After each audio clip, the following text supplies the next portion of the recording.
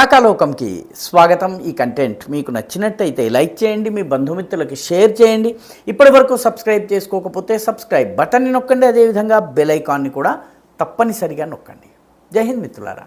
పాకిస్తాన్ని చాలామంది హీరామండి అని వెక్కిరిస్తారు. హీరామండి అనగానే పాకిస్తానీ విశ్లేషకులకి, సైన్యంలో ఉండే వాళ్ళకి, పాకిస్తానీ విలేకరులకి చిర్రెత్తుకొస్తూ ఉంటుంది, మండిపోతూ ఉంటారు, భగభగలాడిపోతూ ఉంటారు.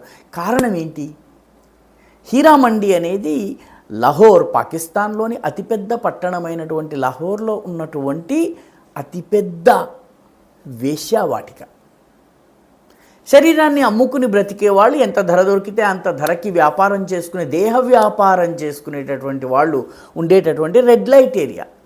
మన దేశంలో రెడ్ లైట్ ఏరియాలు లేవని కాదు. కలకత్తాలోని సోనాగాచి కావచ్చు, ముంబైలోని కమాఠీపుర కావచ్చు, ఒకప్పుడు హైదరాబాద్లోని మెహబూబ్ కి మెహందీ అనేటటువంటి ప్రాంతం కావచ్చును. ఇవన్నీ కూడా ఆ తరహాయే. వాస్తవానికి నవాబుల దగ్గర నుంచి మొదలైనటువంటి దుష్ట సంస్కృతి ఇది. లాహోర్లో హీరామండి ఇప్పటికీ చాలా పాపులర్ డెస్టినేషన్ ఒక తరహా ప్రజలకి. హీరామండిలో ఎంత ధర పలికితే అంత ధరకి దేహ వ్యాపారం చేసుకోవడం, అమ్మేసుకోవడం అనేది అలవాటు. ఒకేసారి ఇద్దరికి ముగ్గురికి వేర్వేరు ధరల్లో దొరికినంత దోచుకుందామన్నటువంటి ధోరణి ఉంటుంది. పాకిస్తాన్ ప్రభుత్వం కావచ్చు, పాకిస్తాన్ సైన్యం కావచ్చు, హీరామండి లాంటి స్వభావమే ఉంది అని చెప్పి చాలామంది విమర్శిస్తూ ఉంటారు. దానికి తాజా ఉదాహరణ ఇప్పుడు దొరికింది. పాకిస్తాన్ బలూచిస్తాన్ ప్రాంతం, పాకిస్తాన్లో 49% భూభాగం ఉన్నటువంటి ప్రాంతము, 5% జనాభా మాత్రమే ఉన్నటువంటి ప్రాంతము. దీనికి పాకిస్తాన్లోని తీర ప్రాంతము బలూచిస్తాన్లో ఉంది.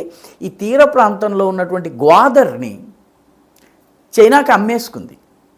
హీరామండి లెక్కలో వ్యాపారం చేసేసుకుంది.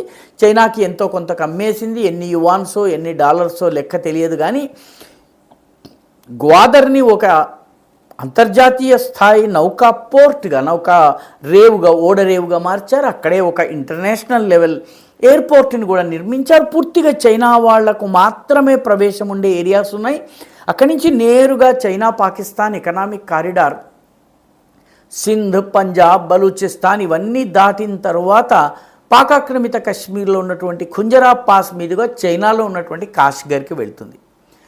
చైనా నుంచి ఏదన్నా మధ్యప్రాచ్యానికి, ముఖ్యంగా వెస్ట్ ఏషియాకి పంపాలన్నా, లేకపోతే వెస్ట్ ఏషియా నుంచి చమురు తేవాలన్నా ఈ దారిని ఉపయోగించుకుంటారు, గ్వాదర్ పోర్టును ఉపయోగించుకుంటారు.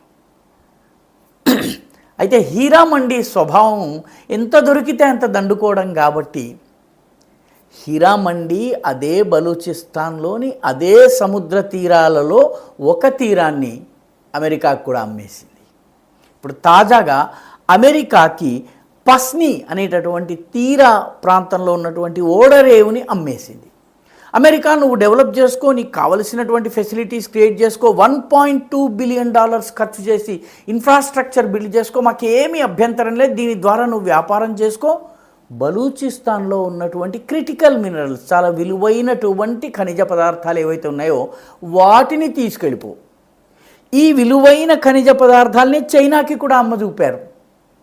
ఈ విలువైన ఖనిజ పదార్థాలని ఈరోజు అమెరికాకి అమ్మజూపుతున్నారు, సౌదీ అరేబియాకి కూడా అమ్మజూపుతున్నారు, ఇంగ్లాండ్కి కూడా అమ్మజూపుతున్నారు. ఏకంగా హీరామండి వ్యవహారం ఇది. ఇప్పుడు ఈ పస్ని పోర్ట్ ఏదైతే ఉందో, ఈ పస్ని పోర్ట్ మామూలు పోర్ట్ కాదు. ఎందుకంటే ఈ పస్ని పోర్ట్లో పాకిస్తాన్కి సంబంధించినటువంటి నౌకాదళ స్థావరం ఉంది, INS మక్రాన్ అంటారు. దానిలో మిసైళ్ళని పంపించేటటువంటి ఏర్పాటు ఉంది. అక్కడ 3 కిలోమీటర్ల పొడవైనటువంటి రన్వే ఉంది, అంటే యుద్ధ విమానాలు వెళ్ళడానికి వీలైనటువంటి రన్వే ఉంది, రేడార్స్ ఉన్నాయి. ఈ పస్ని నుంచి ఇరాన్లో దాడి చేయవచ్చును, ఆఫ్ఘనిస్తాన్లోని దక్షిణ ప్రాంతంలో కూడా దాడి చేయవచ్చు. ఇటువంటి ఓడరేవుని అమెరికాకి ఇచ్చేస్తుంది. తన నౌకాదళ స్థావరం ఉన్నా కూడా ఇచ్చేస్తుంది. అంటే ఏంటన్నమాట? కోలొకేషన్ అంటారు దీన్ని యుద్ధ భాషలో, మిలిటరీ లాంగ్వేజ్లో. అంటే అక్కడే అమెరికన్ సైన్యం ఉంటుంది, అక్కడే పాకిస్తాన్ సైన్యం ఉంటుంది, రెండు కలిసి ఉంటాయి. అంటే అదే బలూచిస్తాన్లోని ఒక ఓడరేవుని చైనాకి అమ్మింది, అదే బలూచిస్తాన్లోని ఒక ఓడరేవుని అమెరికాకి అమ్మింది. అమెరికాకి అమ్మినటువంటి పస్నీ నుంచి చైనాకి అమ్మినటువంటి గ్వాదర్కి రెండింటి మధ్య దూరం ఎంత?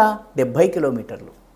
70 కిలోమీటర్ల దూరంలో ఇద్దరు బద్ధశత్రువుల్ని ఏకకాలంలో ఎంటర్టైన్ చేయాలన్నట్లయితే హీరామండి స్కిల్స్ పుష్కలంగా ఉండాల్సినటువంటి అవసరం ఉంది. పాకిస్తాన్కి అవి చాలా పుష్కలంగా ఉన్నాయి. అందుకే ఆసిమ్ మునీర్ ఇటీవల ఒక పెద్ద ట్రే తీసుకెళ్ళి ఆ ట్రేలో ఉన్నటువంటి క్రిటికల్ మినరల్స్ని, బాబు ఇదిగో మా దగ్గర ఫలానా రంగు అత్తరు ఉంది, ఫలానా రంగు రత్నాలు ఉన్నాయి, రంగురాళ్ళు ఉన్నాయని చెప్పి దుకాణాల్లో ఎలా చూపిస్తారో అలాగా డొనాల్డ్ ట్రంప్కి చూపించి మా పస్నీని తీసుకో అని చెప్పి అంటున్నారు.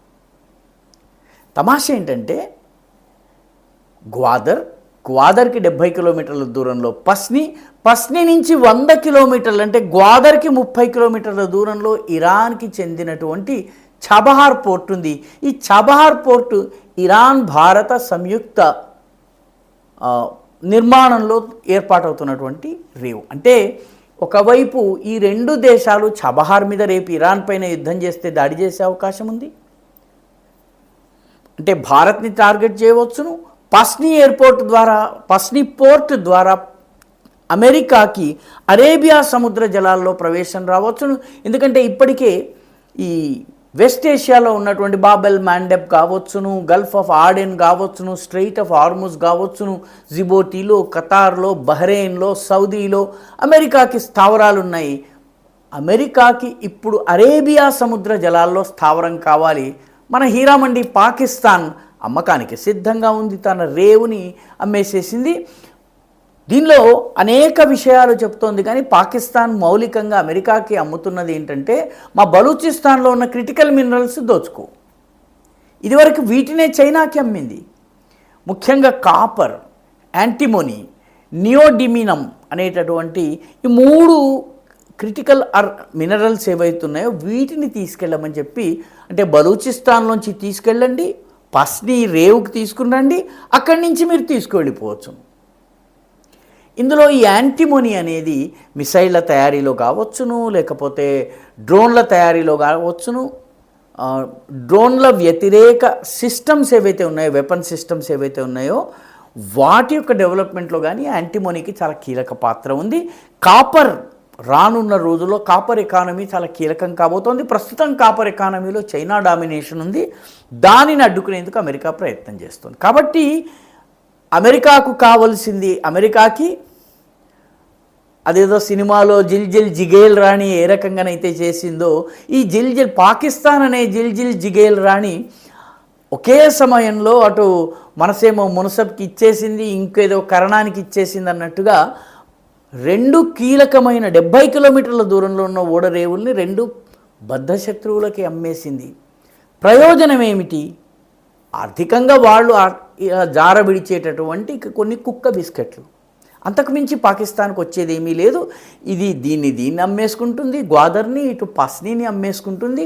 బలూచిస్తాన్లో ఉన్నటువంటి క్రిటికల్ మినరల్స్ని దోచుకునేందుకు 2 దేశాలకి అనుమతిస్తుంది. దీంతోపాటు రికోడిక్ అనేటటువంటి గనులు ఉన్నాయి. అక్కడ కాపర్ అండ్ యాంటిమోనీ నిక్షేపాలు బోలెడున్నాయని చెప్తారు. దీనిని ఇప్పటికే సౌదీ అరేబియాకి, ఇంగ్లాండ్కి కూడా అమ్మ చూపింది. దీని అర్థం ఏంటంటే పాకిస్తాన్ 100కి 101 పాళ్ళు హీరామండిలా వ్యవహరిస్తోంది. ఎవరు ఎంత ఇస్తే అంత తీసేసుకోవడము, పని కానిచ్చేసుకోవడం, ఈ ధోరణి పాకిస్తాన్ ఏదైతే కనబరుస్తుందో ఇది రానున్న రోజుల్లో పాకిస్తాన్ యొక్క సార్వభౌమత్వానికి సవాలుగా మారే అవకాశం ఉంది. ఎందుకంటే కొంత భాగం చైనాది. చైనా అమెరికాల యుద్ధము పాకిస్తాన్ భూభాగంలో జరగవచ్చును. ఈ ఇద్దరూ కొట్టుకున్నటువంటి ఇద్దరి మధ్య ఘర్షణ జరిగినట్టయితే నష్టం జరిగేది పాకిస్తాన్కి. అయితే పాకిస్తాన్ పెద్దగా పట్టించుకోదు, ఎందుకంటే అది బలూచిస్తాన్ కాబట్టి. బలూచిస్తాన్ పైన పాకిస్తాన్కి ఏ రోజు ప్రేమ లేదు. కాబట్టి పోతే పోయింది, గాలికి పోయే పిండి కృష్ణార్పణం అన్నట్టుగా పాకిస్తాన్ వ్యవహరిస్తోంది. ఏకకాలంలో అనేక కస్టమర్లను ఎంటర్టైన్ చేసేటటువంటి హీరామండిగా ప్రపంచంలో పాకిస్తాన్ ప్రసిద్ధికెక్కుతుంది. ఈ వీడియో మీకు నచ్చినట్టయితే లైక్ చేయండి, షేర్ చేయండి, ఈ ఛానల్కు సబ్స్క్రైబ్ చేయండి. మీ అభిప్రాయాన్ని కమెంట్ల రూపంలో తప్పనిసరిగా పంపించండి.